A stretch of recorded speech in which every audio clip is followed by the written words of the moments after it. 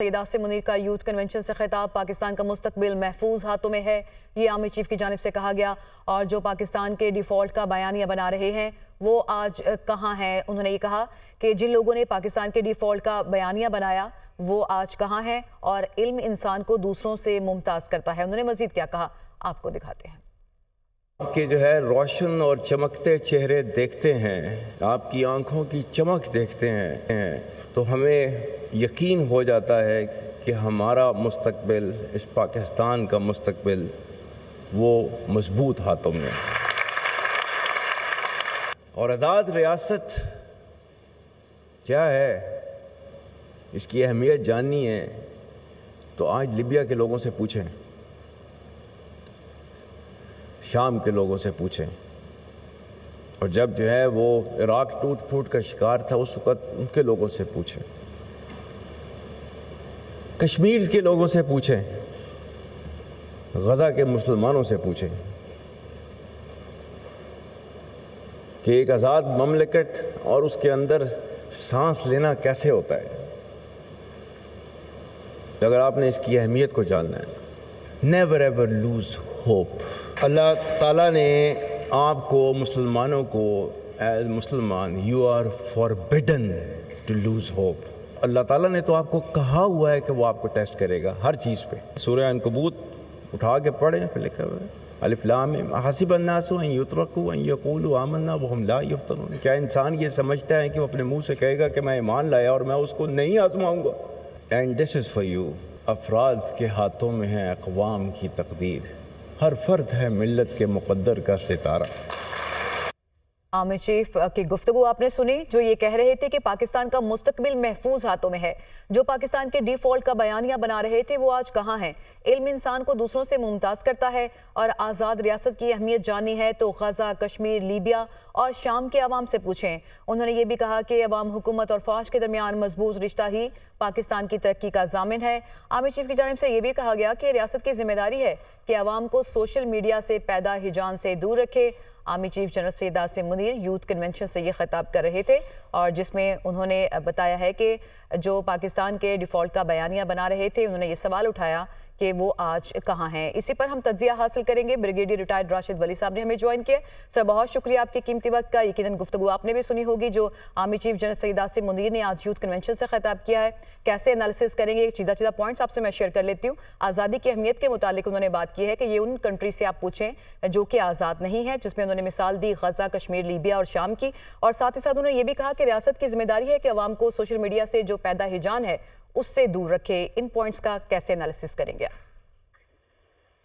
جی، یہ تو دیکھیں ایک بڑی تواتر کے ساتھ، بڑی کنسسٹنسی کے ساتھ وہ یہ بتاتے آئے ہیں، اور مختلف اور فورمز پہ بھی انہوں نے بات کی ہے۔ یہ یوتھ سے بات کرنے کا مقصد یہ ہوتا ہے کہ یہ وہ لوگ ہیں جن کو سوشل میڈیا بہت زیادہ متاثر کرتا ہے، اور یہ کیونکہ وہ ان کا فیوچر بھی ہے تو ان کے لیے ایک کلیئرٹی آف جو نیریٹو بہت ضروری ہے۔ تو انہوں نے یہی بات کی کہ آپ کو جو سوشل میڈیا پہ جذبات برانگیختہ کرنا، مایوس کرنا اور ڈس انفارمیشن جو پھیلائی جاتی تھی اس سے دور نہ دیکھیں تو ایک اور یونیورس ہے، جو یونیورس ہے ریالٹی کا، جس میں پاکستان اس وقت ترقی بھی کرے گا انشاءاللہ، اور اس کا دفاع بھی مضبوط ہاتھوں میں ہے، اور آپٹیمزم اور پازیٹیوٹی ہے جس کی طرف ہم نے دیکھنا ہے، اور ان ممالک کی طرف وہ توجہ مبذول کرائی جس طرح کہ یہ غزہ میں آج کل ہو رہا ہے۔ شام کو دیکھ لیں، لیبیا کو دیکھ لیں، یمن کو دیکھ لیں کہ وہاں پہ کیا حالات ان کے ہوئے جن کے پاس ایک اسٹرانگ ڈیٹرنس نہیں تھا اور اسٹرانگ ایک دفاعی انفراسٹرکچر نہیں تھا، اور اسی طریقے سے ان کی شکست و ریخت ہوئی ان معاشروں کی۔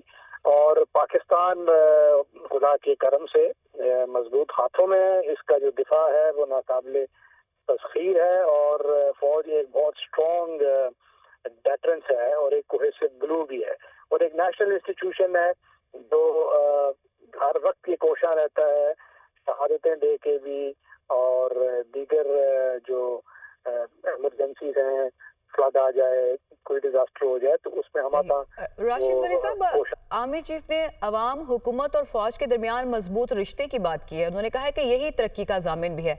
आप समझते हैं कि जो एक बयानिया बनाने की कोशिश की जाती है या सियासी लैंडस्केप पे हम देखें एक कन्फ्यूजन फैलाने की कोशिश की जाती है, उससे ये जब वाज़े तौर पे आर्मी चीफ की जानिब से ये कहा गया है तो डिफ्यूज होगी ये सिचुएशन?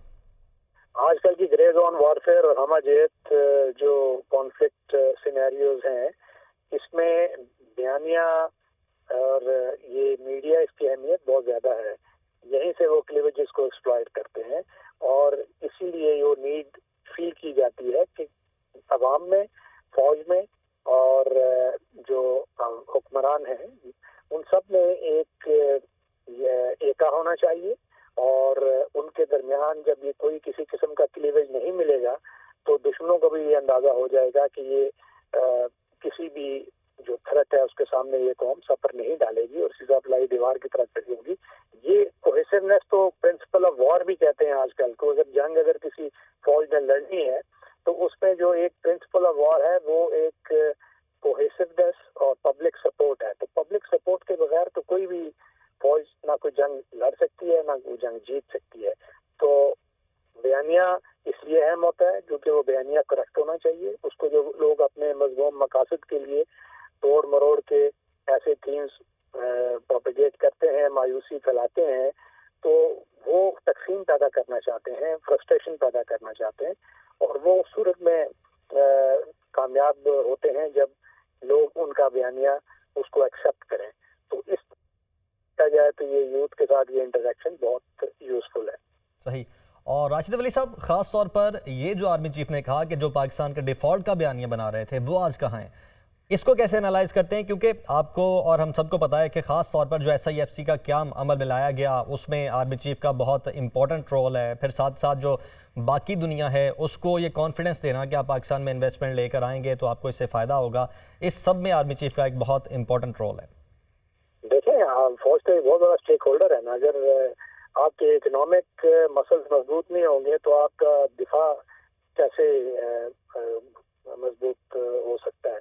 तो वो फौज तो हर स्टेप पे ये कर रही है अपने इवन के जो उनके नॉर्मल काम है वो उससे भी आगे जाके आपकी जो इन्वेस्टमेंट लाना है उसकी तरफ किसी भी किस्म का बाहर जो मिलिट्री डिप्लोमेसी है उसमें भी वो कोशिश है। और जरूरत इस अमर की है कि हम सब इस कश्ती में इकट्ठे हैं और अगर ये कश्ती रॉक होती है तो चाहे फौज हो चाहे सिविल हो, सब ने डूबना है। तो इसलिए फौज एक सबसे जो डिसिप्लिन, ऑर्गेनाइज्ड और कोहेसिव इदारा होने के नाते उसका वो समझती है कि उसका ज़्यादा फर्ज बनता है कि कौम की जो सिमत है उसका तयन किया जाए, उसको सपोर्ट किया जाए। तो इसी में फौज की जो कंट्रीब्यूशन है, चाहे वो इसमें इन्वेस्टमेंट लाने में है, चाहे वो TTP के साथ नबर्द आजमा होने में है, चाहे वो बलूचिस्तान में अमन रखने में है, तो वो एक सबसे आगे एक एग्जाम्पल का किरदार अदा करती है। और वो दूसरे इदारों के लिए भी मसले रहा है क्योंकि जो लोग ये कहते थे कि जी फ्रस्ट्रेशन फैलाते थे और अपने जो मजमूम मकासद के लिए लोगों में तकसीम और नफरत और एक ऐसी मायूसी फैला देना कि हमारा मुस्तकबिल इकनॉमी के लिए कुछ नहीं है, IMF का डिफॉल्ट होने वाला है, मेल्टडाउन की तरफ मुल्क जा रहा है। ठीक है, मसाइल बहुत है और मगर ऐसा भी नहीं है कि हम डिफॉल्ट के करीब हैं। आज वो डिफॉल्ट से कहीं ज़्यादा आगे हम जो सोच रहे हैं और तरक्की का जो सफ़र है वो इसी तरह जारी होगा, step by step. Road is tough मगर उम्मीद हमारी है और उसकी जो जामिन है हमारे इदारे हैं और फौज उनमें से एक अहम इदारा है। सही।